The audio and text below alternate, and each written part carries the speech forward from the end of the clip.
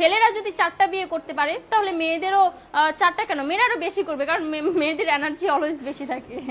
ছেলেরা যদি 4টা বিয়ে করতে পারে তাহলে মেয়েরা পারবে না কেন? অবশ্যই পারবে, কারণ নারী পুরুষ সমান অধিকার। আর যদি একটা কথাই চিন্তা করি তাহলে মেয়েদের চেন কোনো কাজে লাগে না, চেন খুলে মুতার অধিকার তো তাদেরও আছে। মালে আসেন, একটা চাবি দিয়া যদি 4টা তালা খোলা যায় ওটাকে বলা হয় মাস্টার কি, আর একটা তালা যদি 4টা চাবিতেই খুলে সেটাকে বলা হয় খাঙ্কি।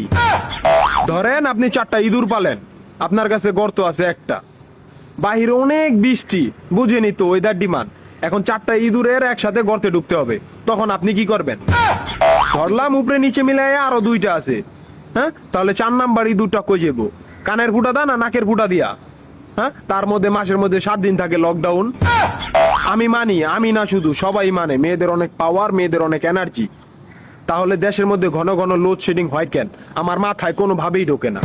একটা ছেলে যদি 4টা বিয়ে করে, 4টা ঘরে যদি 10টা সন্তান থাকে, তারপরে বাপের নামে একটাই থাকবো। এখন আপনি যদি 4টা বিয়ে করেন, একটা সন্তান হয়, তাহলে বাপের নাম কি দিবেন?